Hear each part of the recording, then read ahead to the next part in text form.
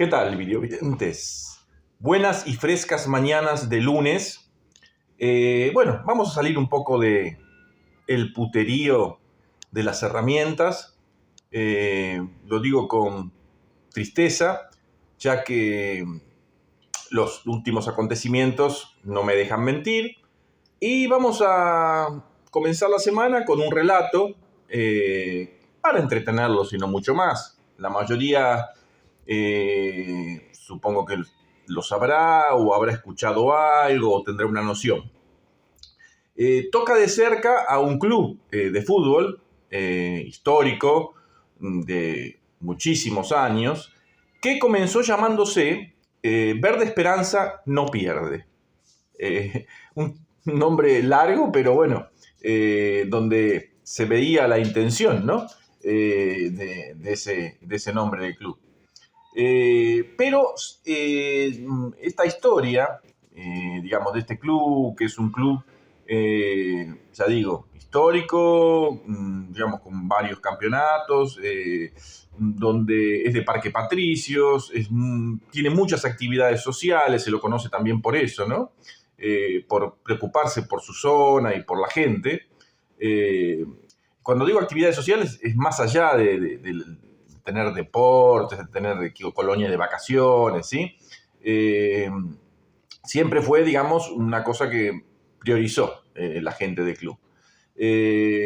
Yo no soy muy futbolero, lo reconozco, no soy fanático, me gusta como deporte el fútbol, ¿sí? Me gustaba jugarlo en mi juventud, pero terminé jugando más rugby por mis actitudes un poco violentas en la cancha, para decirlo así, pero el fútbol me gustaba jugarlo. Verlo me aburre un poco. Lo mismo me pasa con otros deportes, no es que desdeñe el fútbol. La Fórmula 1 me aburre muchísimo. A mí me gusta mucho la velocidad, me gusta conducir, no soy muy bueno, eso es otra cosa. Pero de ahí a que me guste verlo, la verdad que puedo mirar un ratito, pero después me aburre, ¿sí? Digamos, no es bueno ni malo, les cuento cómo soy. Bueno, pero volvamos al tema. Les di una pinturita muy por arriba del Club Huracán y ahora vamos a hablar de por qué hoy en día se llama Huracán y de la persona que está detrás, o no tan detrás, sino de este nombre. Vino, digamos, fomentado por Sarmiento, miren de qué época estamos hablando, ¿no? Incluso vino con una carta de recomendación para que consiguiera trabajo. Sarmiento viajaba mucho a Estados Unidos y en Estados Unidos conoció eventualmente a un señor que era odontólogo, ¿sí? o dentista, como quizás le decían más en esa época, ¿sí? Que se llamaba Newbery, ¿sí? Y lo convenció, le habló mucho de Argentina, de las posibilidades que había aquí en Argentina digamos, de crecer, ¿sí? de hacerse una buena vida. Y este norteamericano, bueno, lo pensó y se vino para estos lados. Y ya digo, vino con una carta de recomendación de Sarmiento, siendo odontólogo, acá no había mucho en esa profesión, así que le fue bien al hombre este, pero era clase media, digamos, o sea, si bien tenía un estudio y todo, no era un adinerado. Pero le fue muy bien, digamos, tuvo su consultorio, sus propiedades, desarrolló una familia bastante numerosa, como era bastante común en esa época, con su esposa, por supuesto, y bueno, entre sus vastos hijos que tuvo, uno de ellos es el más conocido, Jorge Newbery, conocido por nosotros los argentinos, me refiero, ¿no? Jorge Newbery, en su época lo llamaban Bon Vivant. Bon Vivant es una persona que le gusta la buena vida, la buena comida, ¿sí? No es, digamos, algo despectivo, pero bueno. Él no era de la alta sociedad, pero como el padre atendía a prácticamente toda la alta sociedad de la Argentina, ¿sí? Tenía contactos, obviamente. Aparte, económicamente estaba muy bien. ¿Por qué? Ya digo, por su trabajo, no porque le regalaran nada.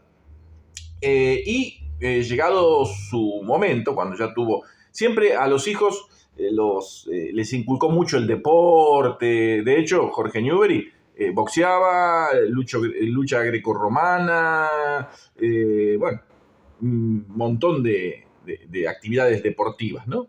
En las cuales en algunas se destacaba, ¿sí?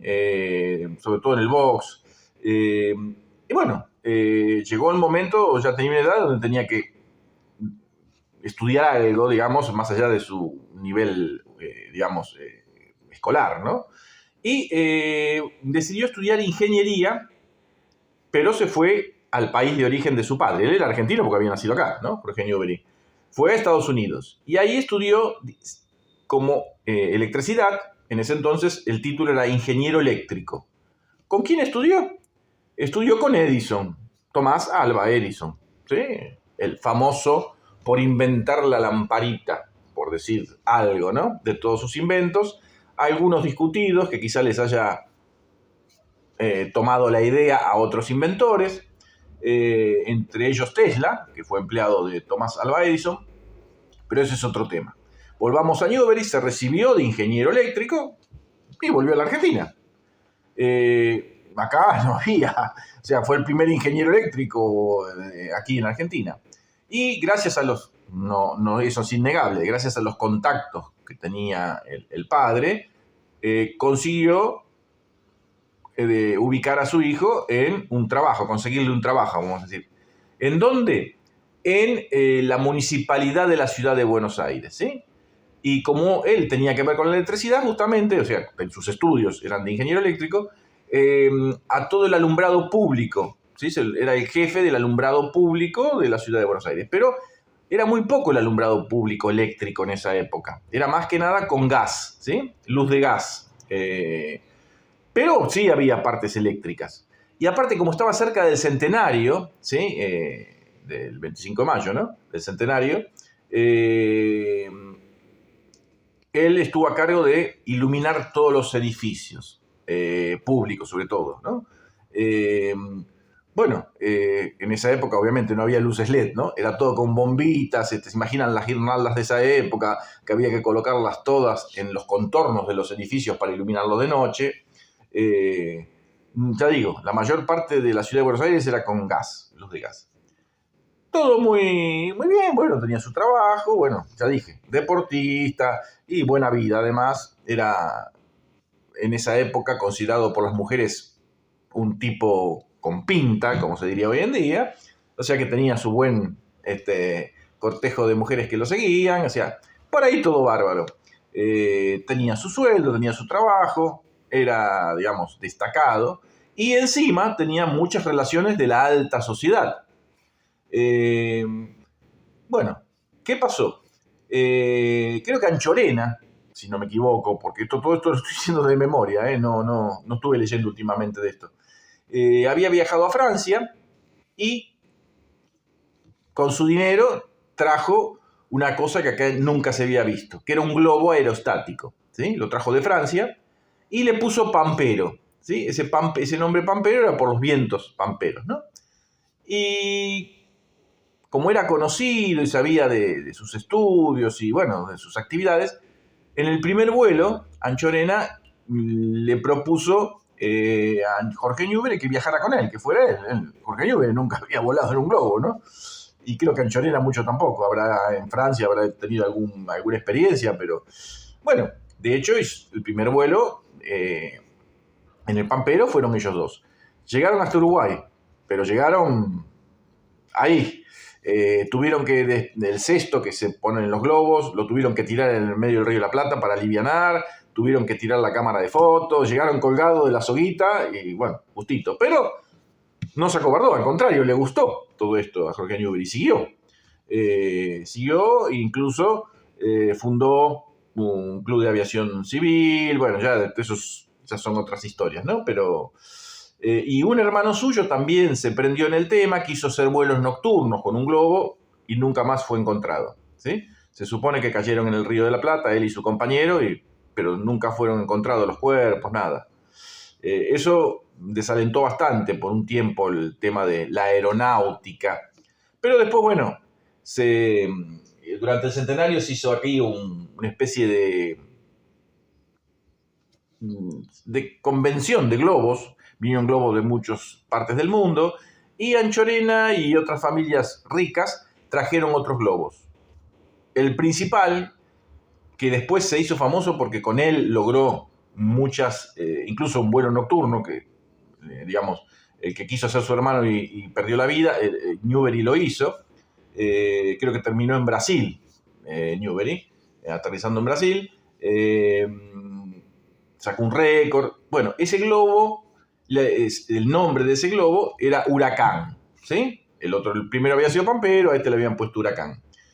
Y bueno, salía en los periódicos de esa época y iba batiendo récord, porque no solo hizo vuelo nocturno, hizo un montón de récords, ¿no? Con ese globito.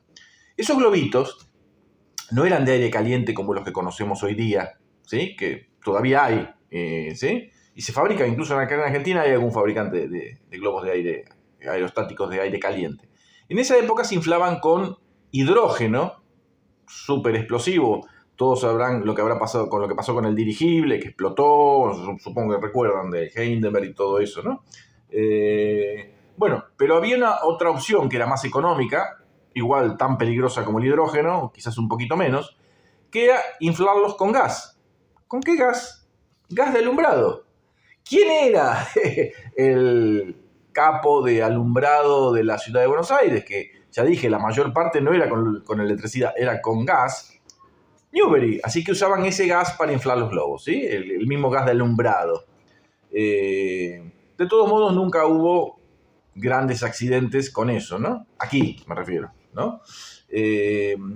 Así que bueno, como día tras día, semana tras semana, venía batiendo récord y siempre aparecía en las noticias de los diarios de esa época, el club Huracán, que en ese entonces era, ya digo, Verde Esperanza, no pierde, se le ocurrió pedirle, digamos, a Newbery si podían cambiar el nombre del club y ponerle Huracán, con el logo clásico del globito, ¿sí? O el globo aerostático.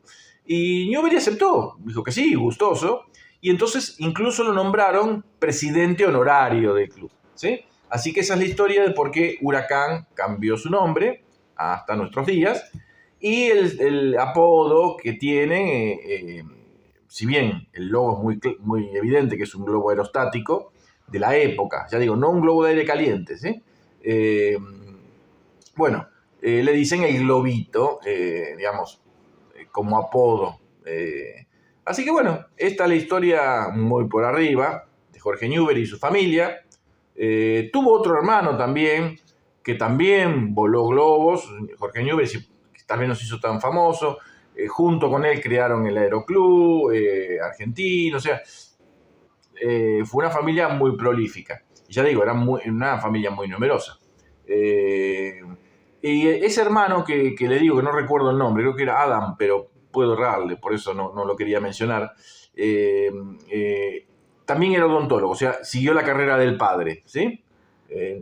No estoy seguro si Adam era el padre o el hermano este, pero bueno, ya digo, estoy hablando de memoria, no fui a leer para hacer este video, ¿sí? Pero de todos modos, googleando supongo que no va a ser muy difícil encontrar todo esto que les conté, si les interesa profundizar y tener datos más específicos. Por supuesto que habrá del otro lado muchos que han leído y saben esta historia con mucho más detalle que lo que yo les estoy contando, eso lo descuento.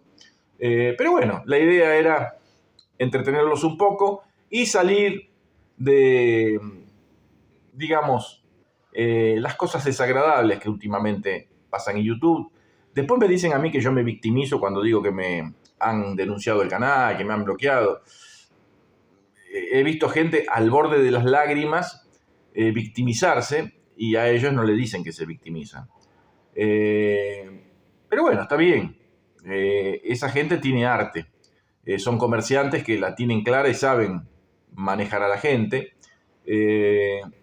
Yo con eso no puedo hacer nada.